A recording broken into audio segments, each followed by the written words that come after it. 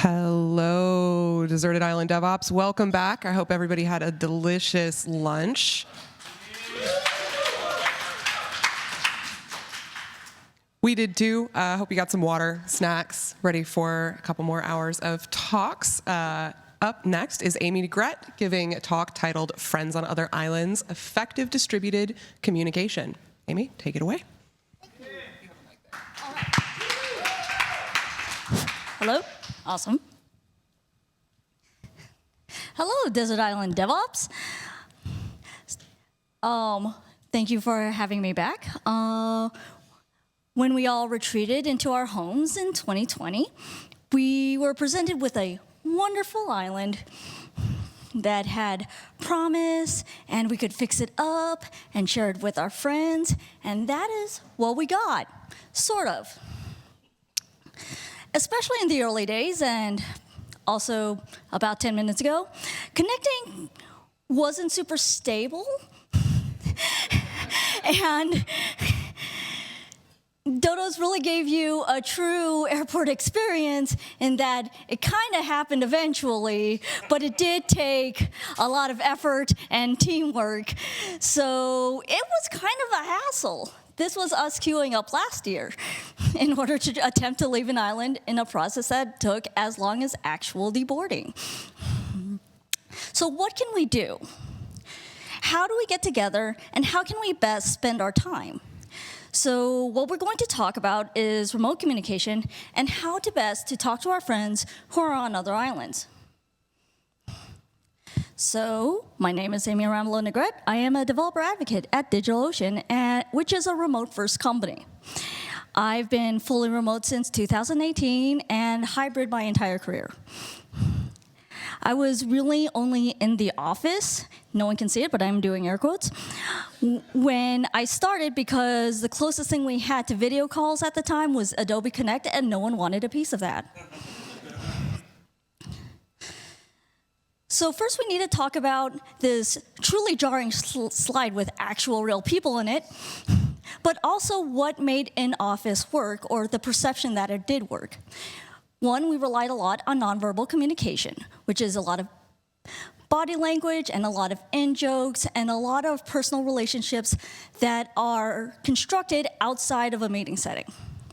We also relied on physical proximity, which is easy to do when if someone you need to talk to, you can either see through direct eye line, thank you office, open office plan, but also you're able to see if they're available, you're able to see their mood, and we're able to enforce immediacy, meaning I have something that's important to me right now, I'm going to go over to you and make it your problem. And I've done this in small, scrappy 25-person office setups and a fully regulated blue fluorescent federal office. And it does work for a lot of people. Because what being in the office allows you to do is provide a social snapshot. You can quickly do, guess what is nowadays called a vibe check? You can go look at someone and say, they have time, or they don't look busy enough so that I can make their time my time. And we can kind of make a passive adjustment and adjust our behavior accordingly, whether that's a good idea or not. So what happened when that was suddenly not an issue or not an option? We went to a virtual office. And a virtual office created a lot of tools and processes in order to replicate that which we relied on in an in-person office. So instead of a lot of nonverbal communication and cues, we relied solely on verbal communication, which meant we had a Zoom for everything. We had a Zoom for coffee breaks. We had a Zoom for meeting people in the hallway, for shoulder taps. There's a reason why some people just turn their Zooms off. There's a reason. It's a good reason. It's because if you let people talk to you all the time, your time is not your time anymore. And we attempted to organize and optimize nonverbal communication. If I have to see the sentence, did you put that in Slack one more time? A part of my brain may shut down. And then we tried to attempt virtual proximity. Again, coffee times, Zoom games, donuts. They are fun for some people, but when you try to force a game of a department of 40 people, that is going to take a long time. And it's just functionally not going to work out very well. And again, we attempted to enforce immediacy. Did you see my message? Which is now worse, made by the fact that you can message someone at any time of day and they can't stop you. I mean, I can stop you, but that's because the people who work with me know me. So what did we truly end up with when we moved to a virtual office? We had a lot of communication, but not a lot of boundaries. These were a lot of people who were not prepared to be in a remote situation, so they're not used to having to verbally say no at all times. You could just not be there. We also overly litigated communication. How many Slack channels does your company truly have? There are 12 channels in my D&D group right now, and we use 3. And why does that fail? Because we assume we all understand the same thing at the same time. And we attempt to optimize communication. And the TLDR on this is that humans are not optimized people. And you just have to respect and move on from that. So what works in remote-first companies? Low context communication. Do not assume that everyone has the same amount of information. Sure, it's all in Slack, or Google Drive, or Confluence, or SharePoint. It's all in supposedly one of 5 places. It can be like a D&D book where it writes it exactly once and never again. But it's all kind of technically searchable, and you should be able to find it. No one has that time. No one is doing that. So if something is important enough for you to get feedback, it's also important enough for you to explain what it is you're talking about. Conscious and explicit empathy. When you cannot see another person and you cannot make your own judgment on whether or not you should be invading their space right now or their time, then there were a lot of assumptions made going, I'll just drop them and they are a fully grown adult and they will be able to decide whether or not that they can get back to me. While true, that's unfair because now you're putting the pressure on them, and if they're already not in the mood to talk to you, this is not going to help them at all. And non-optimized communication. Give people time to get to where they have to go. You know how you have time between meetings? Give them that time. And of course, rapid but gentle feedback. We do have communications open for a reason, and that's so that we can give feedback and we can respond. But also, don't push your priorities on people unless their priorities are your priorities. So let's talk about low context communication. It's communication environment does not rely heavily on common understanding, as it says on the slide. But the bottom line is, explain yourself. People, even on the same project, are doing different things. They have different information. If you're talking about something specific, ask about the specific thing you want and what systems it connects to. If you're looking for the big picture, then go ask. It's like, these are the goals that I know we're having. How does this align? Make sure you replace nonverbal communication and the concept of always-on webcams with low-context communication. Not everyone wants you looking at them. No one does. Not everyone does. Some people really thrive on the energy of that type of face-to-face communication, but other people just can only do their work when you are not staring down that barrel. Conscious, explicit empathy. Again, we don't have virtual clues. And because of that, it makes it very uncomfortable to ask someone how they're doing. Because what if they are doing badly, and maybe you're not ready to have that conversation? Or maybe you believe you work with other adults who should have better mastery of their own emotions. Not everyone is going to be there on every day. So if you want to keep these channels open, make sure you keep them open all the time. Make sure you ask about their workload. Maybe some of us are doing 2 virtual conferences this week. Hey!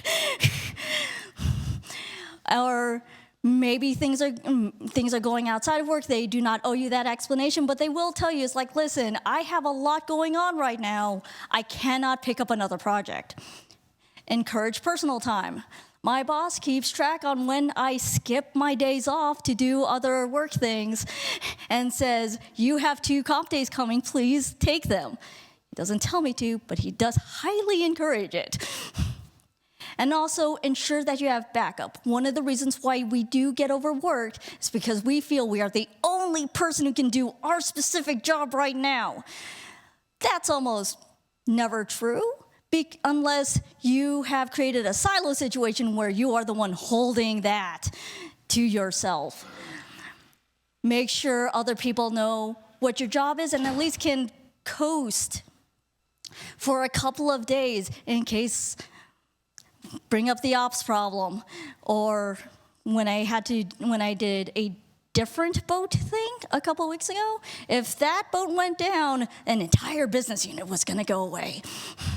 So make sure no one feels compelled to be the silo for that information. No one is holding all of it. And if they're not holding all of it, they're more likely to take time off because they know they aren't going to come back to 30 tickets. It also replaces physical proximity because you don't have to worry about being able to see them to know if they're okay. They will tell you. And my favorite thing, non-optimized communication. I say during a conference in Animal Crossing. Again, humans, non-optimized entities. We do not produce 110% all of the time, no matter how much as engineers we truly believe we do. Because we need to sleep, we need to eat, and we need our brains to do something else for a hot second. And when the shift to virtual offices happened, a lot of people tried to maximize what that meant. It meant doing full hour blocks. It meant making sure that, not to quote unquote waste anyone's time, you started the meeting within the first 2 minutes of that time slot. And you ended within 2 minutes of the end of the time slot. If you were in a building, how long would it take you to get from one room to another, honestly? Even if you're going across one building, that's a solid 3 minutes and you're not letting people go to the bathroom or get a water. So when you do not rely on the optimized amount, and this is specifically about volume of communication, then you also relax your standards on time. You don't require immediacy for things that are not immediate. We also do this during the hallway track where we talk about things like Animal Crossing or anything else that isn't strictly about work. That is how we bond, by seeing each other as human beings. We do that at the water cooler. And if anyone wants to hear me talk about Star Trek, I will tell you about Star Trek. But that will have only a passing interest to what actual tech is like. And the donut times are great. Do not use that as a time for meetings. Talk about things that are not work.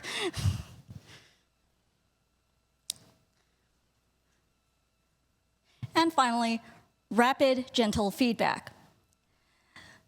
These are, it's more of an agile-y thing, but shortened feedback cycles while avoiding terse and aggressive languages also allows you to avoid the misunderstanding of things like tone or misunderstanding, and allows opportunities for clarification and correction.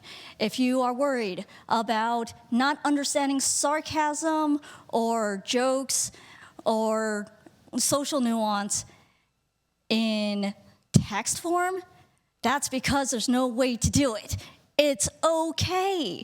And if you say, hey, I don't understand this, or hey, it's like, I think what you said is not super great, or I think, or even there has to be a better way of saying this, and you do that often enough.